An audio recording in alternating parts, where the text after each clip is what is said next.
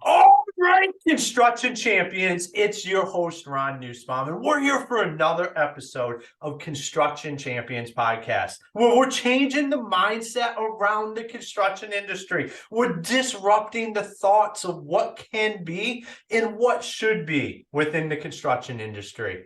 I'm super excited for our guest today. Matt, it is great to have you here with us.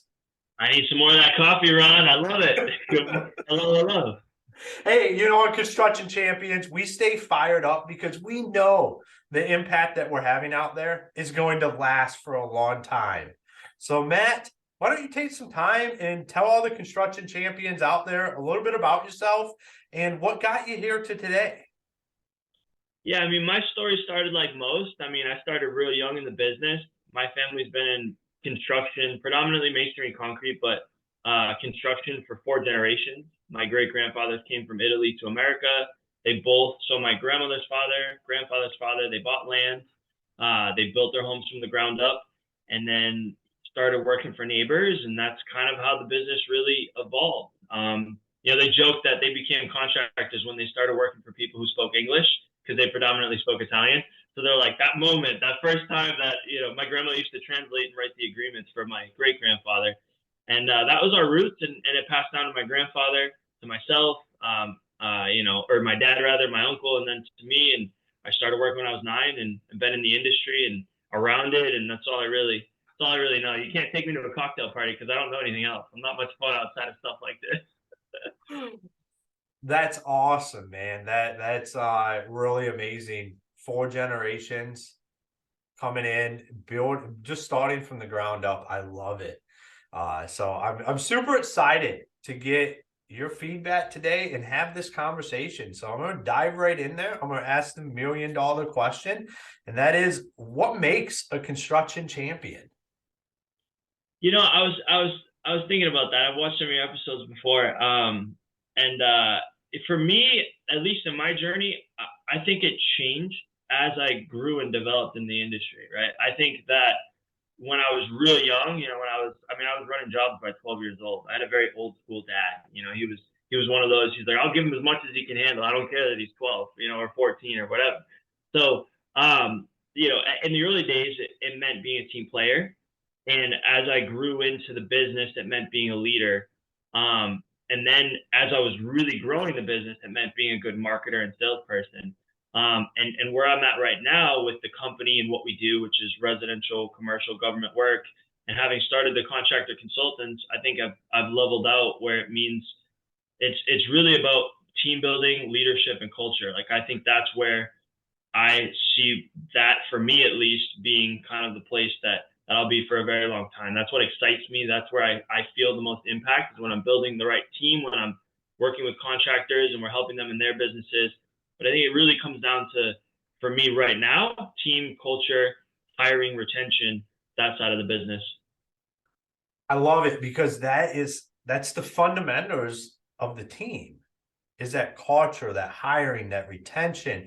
And that's what you found the passion for. And that's one of the reasons I'm excited about this conversation today, is because you're right in the thick of what matters the most right now, as guys are out there growing their companies. And that's where your passion's at. So I'm excited to hear your view on the teamwork and what's happening out there right now in recruiting, as we got guys continuing to hire. The construction industry has not slowed down. There's all this talk about stuff happening, but everybody I know is just as busy as they've ever been, and they're looking for help. So how do we do that? How do we build these teams?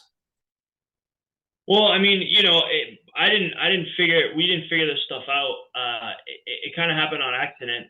My journey is probably relatable. I had an issue in 2018 where my company, Dibara Masonry specifically, we couldn't hire.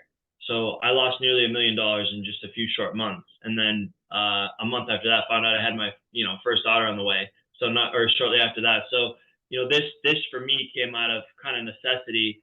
It used to be, for us in construction, so easy to find people, right? It used to be like, I mean, at least for me and what I was used to, it was like the stuff that my dad taught me or my grandfather. It was so easy to just go on Craigslist or Indeed, and it was no issue. And I had a problem with it. It nearly tanked the business. You know, like I said, $1 million in about a month and a half versus of jobs that were canceling, jobs that were over schedule. And I was so hyped up by the sales, I wasn't paying attention. And I spent nearly 2 years traveling the country and just trying to figure out what works. And I spent a ton of money. I called my CPA. I'm like, hey, what's the most I can spend without harming the business? I'm like, we got to get through two things: how much that just cost us, and I got to figure this deal out. And so to come full circle, you know, what we found that works is interesting. It's we break it down. I think of it in a couple key steps, right? You got to find them, you got to vet them, you got to hire them, and you got to retain them and motivate them. So, you know, I'm a very process oriented person. I think that the more we can simplify things, the better. And so it's those four key steps. And it really, as we dove into it and started to find things that worked, there was always a bottleneck at the next stage. And that's why I'm very, very persistent in the fact that I think it's a system. Because if you find too many candidates and you don't have a way to quickly vet them, you're screwed.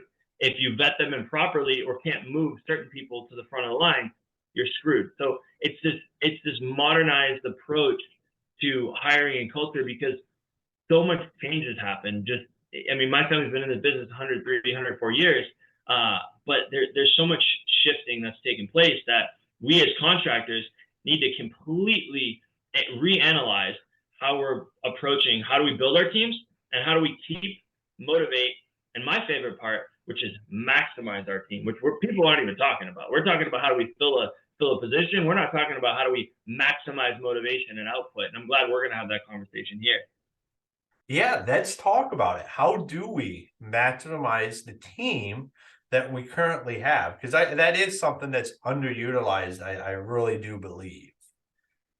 Well, you know, I have this thing called it's in the course we created called the rubber chicken retention method. And so it's kind of a funny story, and it happened on accident. We wanted a way to motivate our team in the field, right? We wanted a way to constantly reinforce the behavior, because the old way of being like, you're wrong, you're dumb, you did it, you know, I used to joke when I was a kid, I knew how big of a mistake I made because I could tell how loud my dad yelled.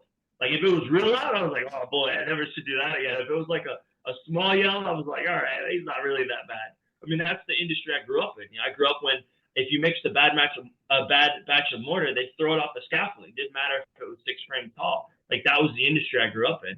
And so much changed now in terms of culture. And we came up with this rubber chicken retention method on accident. So I said, what if we could, instead of pointing out the things they don't do right, what if we could enforce and reward the things we do? So we had these company branded poker chips, and I had a meeting with my whole management team. And I said, look, every time someone in the field does something well, job comes in under budget, someone in a laborer tender, right, in the field comes up with a good idea, and the foreman's like, wow, I really like that. Like, we want to give these out. And we created this spinning wheel, and we had all these different size kind of wedges on it. And every month we have a team breakfast. We go over safety things. We go over like new announcements. The whole team's there, and it's like a morning meeting with everybody. It's really fun. Team loves it. And that's when you would redeem your chips. So you'd go up to, some people have 6, 10, some people have a few. And we had a lot of fun making this. We gave one of the little wedges is a $2 an hour raise for a year. So I mean, these are like really fun, exciting things you can win: gift cards, gas cards, massages, like stuff that we pulled the team. Well, what happened was when we made these like pizza slices on the wheel, we had a couple extra ones, and I wanted to make something that was basically inert, right? It was like you won something, it didn't really have a lot of value, but it was unique. And we asked the team, one of my guys was like, let's do a rubber chicken as a joke. So he said, okay. Well, what happened about 3 months after we rolled this out, and I don't go to these meetings because if I'm the owner, the dynamic changes a little. So I get a recording of it after. Like I'll get to see how everyone reacted. And I'll never forget, at one point now, I think I had, of the 9 crews, I think 7 foremen had rubber chicken. So you have this event, right? There's 40, 50 people there. And there you have probably 10 or 12 because the foreman had it and some of my laborers, masons had it, and they're all squeezing these rubber chickens. And I had one of my guys walking up, a foreman who's making great money, and he's going, rubber chicken, he's spinning this wheel. And I remember watching that, and it almost knocked me off my seat because on there is a $500 gift card, a $2 an hour raise, a $250 gift card, a $100 gas card. Like there's all these things you can win that are heavy monetary value. And this guy wants a $2 rubber chicken. And I'm thinking to myself, I'm like, everyone says that people are money motivated, right? They just want money. You got to pay more. It's all about that. And you had grown, men and women squeaking rubber chickens, and everyone's going crazy and screaming. And he's like, rubber chicken. And at that moment, I was like, wow, there's still our industry's changing, and when you could find the culture and the behaviors to reward, and you can be like, it blew my mind because my dad, the stuff I was taught in the business was like, nobody works as hard as family. Nobody's gonna care as much as you do. Like these were the beliefs and things, and I'm witnessing something totally different, and it blew my mind. And that, so I think when we find the things in our team that make us unique, right? The things that are fun. When we focus on bringing fun back into the workplace, when we focus on what makes you special and what's kind of your twist on things, you start to unravel and tap into this thing that's there that until you experience it, you can't believe it. I love that. And that's, it's so impactful that you create something that it's a culture. It's not about the money, it's not about the rubber chicken, but it's about that camaraderie that you built there. I think one of the most impactful things for me that you just said was about the meetings happening. You're not there, but you get a recording of it and you watch it. Because for me, I think as we develop as owners and leaders, we work our way out of being able to go to the daily meetings, because that's how we continue to grow our businesses. But we can lose touch. And the fact that you're so proactive that you're recording them so you can watch them to keep a pulse on the company, to me, that's amazing. That right there, that's $1 million tidbit for everybody listening out there. I absolutely love that. I mean, I've seen owners that should be doing that, but aren't. How did you come about? How did you think of that? Because to me, that's Well, ingenious. yeah, I mean, I'm big on, I want to, when you when you frame it, like I work for my team now. I work for my team and my customers, my clients, right? We don't call them customers, but so when you frame the mindset, you'll do more for others than you'll do for yourself. Like if I look at a P&L and I'm like, I want to make more money.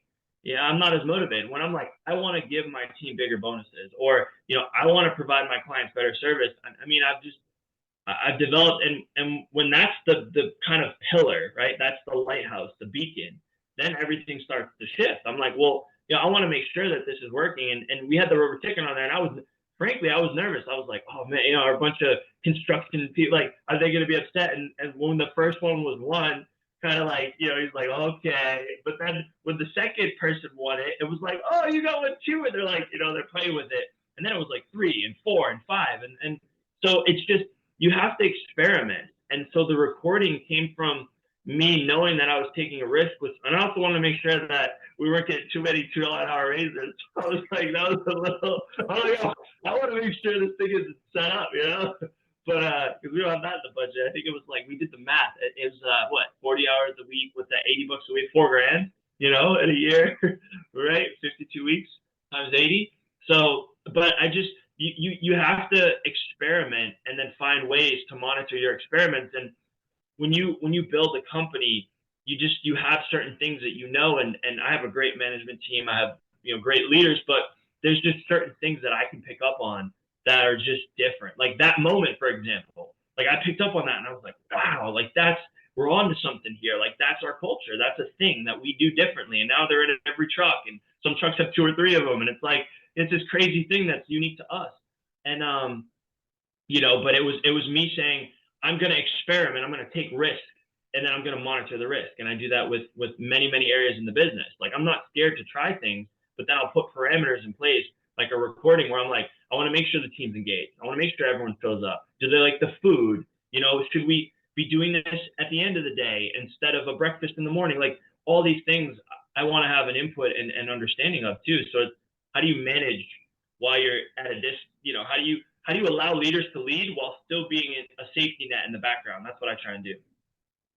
Yeah, and I think that video recording, I look back on it and, I wish I would have done a lot more of that when I was holding meetings myself. Because that's something I started doing towards my end of doing just meetings, was I started recording myself so I could see what is that engagement happening, even when it's just me teaching something or training or just talking, because you can see stuff differently when you're looking at it from that higher perspective, that 1,000 foot perspective. So the $2 an hour raise, that to me, that's an awesome one to have on there. I've had guys on here talk about having wheels and everything. I haven't had the rubber chicken or the $2 raise. I think those two things are amazing. Now, is that compoundable? This is probably a question that you got. How Not, many of those can somebody get in a year? not even get one, and it's for a year. And we've, but I mean, I just try and put myself in other people's shoes. Like I wanted something where I was, I mean, it's a small. I mean, we made it. As I was like, let's make sure let's make sure it's attainable, but it's not, everyone's getting it every week, yeah, I mean, I wanted things that were really exciting. I mean, we want to motivate those behaviors, and it was interesting because when we started doing it, we also announced what they got it for. John finishing this project, 48 man hours early, right? Or whatever the case may be. It might be a client, a review, or whatever. So we're constantly reinforcing in front of the team. And then you might have two people who didn't get any spins that month. And instead of being like, you didn't do excellent, you didn't go above and beyond, we're just like, hey, this is what you can, Mike just won a $500 gift card. Jose just got, a $250 gas card. Like you're seeing it in real time, and it's compounding. And so it's a way to do culture. And then we also do another thing that we do that I discovered is called a process improvement meeting. So what we do is, instead of when something doesn't go well, we always blame the process first.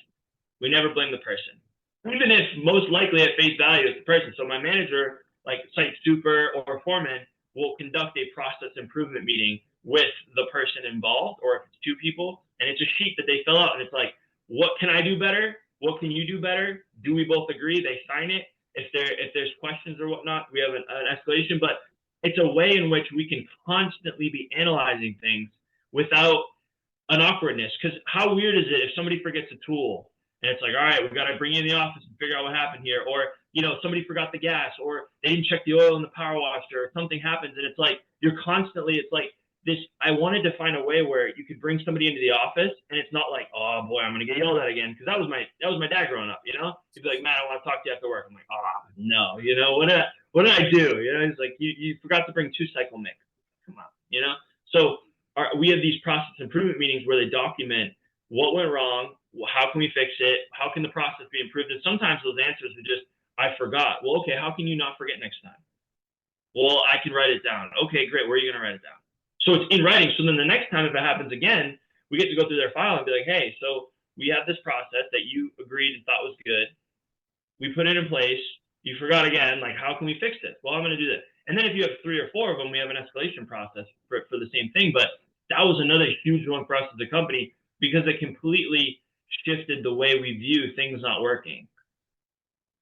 Yeah, I mean, anytime you can lean into your process, it's, to me, you do an excellent job of diverting the attention. So like when you're talking about, this is why they're spinning the wheel, it's not necessarily about the prize, it's about the how they got the poker chip. And when something fails, you're talking about the system and where we can be better with the system.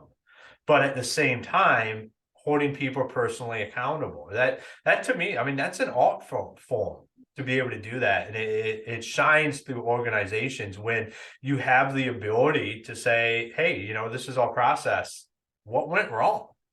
And have that open conversation. So I'm sure that pays tenfold in what the results are and the personal accountability. Because not only are you going through the process, you documenting, which is one thing we're not known to be very good at in the construction industry, is to document and educate our employees along the way. It's something that falls to the wayside. Like you said, there's how it used to be is, hey, I need to have a conversation with you really quick. And it's like, I can't believe you did this or did that, and this is unacceptable, and nothing's documented. The employee walks away pissed off.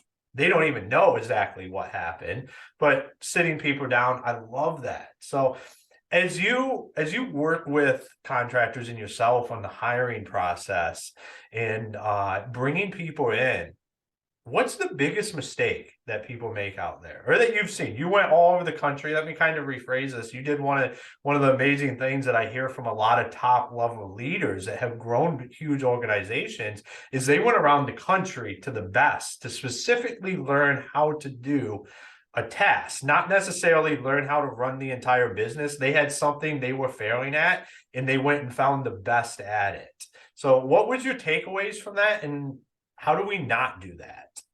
Yeah, I mean, I would say so. You know, we had the issue I told you about, and then we ended up figuring it out, made the hiring course, the contractor hiring course, got endorsements from ZipRecruiter and Indeed, and now we teach. You know, we either do it or give the sell the course to contractors. So we've got a lot of data. I would say it's a couple things. The first is knowing how big of a problem it is. So, for example, when I'm speaking, right? How many of you have a big issue with hiring? Everybody raises, 95% of them raise their hand. I'm struggling. How many of you spend more than 2 or 3 hours a week capturing data, analyzing, and figuring out how you're going to improve week over week on your hiring consistently? Management meetings, meetings with the team. How many of you are actively treating it the same way you would if you weren't selling enough? The same way you would if you were 50% on your sales goals. How many of you? Everyone looks around. How many of you spend 4 hours a week? Right? If you're working a 60-hour week, how many of you spend 4 hours a week analyzing, tracking, and figuring out how to improve? How many of your hiring goals written down and are actively measuring and managing towards that more than 4 hours a week? Nobody. So I think the biggest thing is it's this big problem, right? And I struggled with it too, and I figured this out, right? It's for me, the reason I hit that kind of that wall was because I didn't know what to do. I had no concept of what to do, and so it froze me. And I think a lot of contractors we struggle with that. It's like when you know nothing of what to do, it's kind of like you're like, well, I'm just gonna like we'll leave, like I call it not sweeping the corners. That's my verbiage for it, right? It's like that little thing in the corner that it's like, well, the floor's clean. It's like, well, is it, right? With the magnifying glass in the corner, you're like, oh, we missed. So and all the big breakthroughs in my entire business career have always come from checking the corner. Like, what's the thing that I'm kind of putting off to the side that I don't really want to confront? And so I think it's putting enough time into it, but we're not putting enough time because we don't have a system. So it's making the time to start measuring and figuring this thing out. But once you do that, there's a couple of like common pitfalls. One is making a career video, having a short video about your company that people can fall in love with you and your business. They get to see who you are, who works for you. You get testimonials from your employees. I'm Jack, and I've been working at the company 25 years. A career video is huge. We have another thing called leveraging the gaps that we teach in the course. And basically, that is where you can basically analyze what your competitors are doing either locally, or if you're in a smaller city or town, go to the big cities where there's endless budgets, type in similar positions and see what they're offering. You'll find things like 4 10-hour days, or guaranteed no commute over an hour, or you need to, in this day and age, we need to find things that excite our potential applicants and make them want to apply. Like, we have a demolition contractor, right? And we help them, and in leveraging the gaps, we figured out, what if you offered a professional massage once a week to your people in the field swinging a hammer every day? Massive amount of applicant increase, right? Massive. I mean, they were like, wow, I've never even heard of such a thing. Yeah, once a week you get, costing $40 an hour, professional, and then his comp rate's going down, less injury, better culture. So career video is huge. Leveraging the gaps is a big one, and then the other one is there's so many skills assessments, big. So having a way to judge the skill. So one of the things I struggled with as we were building out the system and really figuring this out was, we would go through the find, vet, hire stage, and we bring them in the field, and it was like, my foreman would be like, oh, is this another Mason? Is this another Mason, another superstar Mason you got here? And then he'd call, my site super at lunch and be like, hey, I'm not going to make the cut. So having a skills assessment, a way in which you can physically demonstrate the skills. Now, we don't let anybody into the team until they come to my yard, it's paid, and they will lay a brick block wall, they'll pour concrete, they'll do all these things, and we get to judge it. And that helps culture because you don't have this transient culture at that point anymore where it's like, John's in, then 2 days later he's gone. Then Mike's in, then 2 days later he's gone. So I mean, there's a lot. I mean, hopefully these are some good nuggets. Oh, absolutely. I mean, I think you dropped a lot of gold in today's episode for anybody that's not just trying to bring their team up another level, but also bring in new people to their team. And how do they do that? To me, you've been an absolutely amazing guest. You dropped a lot of fire. So, Matt, how would people find you or get a hold of you if they're wanting to reach out or learn more about what you do? Yeah, the contractor. So the contractor consultants, plural.com. Easiest way, head on over to the website, reach out to the team. I mean, anything we can do to help. I mean, if you have a hiring question or you're struggling on anything, I mean, that's our world. Awesome, Matt. It's been absolutely fantastic having you on the show today. Thank you, Ron. All right, construction champions. Two major things that I learned from today's episode. And we'll start with the one that Matt just covered. And that is, are your corners clean? We can take this to any aspect of our business as we continue to grow it and ask ourselves that question. Hey, the floor looks clean, but what do those corners look like? So it's things that we overlook that long term would be the stuff that slows us down or causes the biggest problems. Because let me tell you, it's never the easy stuff that makes it into the corners. It's always the hard stuff that takes some effort to overcome, but it's what will move your business the farthest along. And two, what's your company's rubber chicken? What is that? What are you doing that differentiates yourself from everybody else out there for your employees? This isn't for yourself. This isn't for your customers. This is your culture. This is what separates you and what is leading the way for your head foreman or superintendent to go to the guy at the other company that they know and say, you need to come work over here because we have this rubber chicken. Every company can have one. It's up to you as the owner to go out there and find it. That's what being a construction champion's all about. So, construction champions, until next time, be the champion you were meant to be.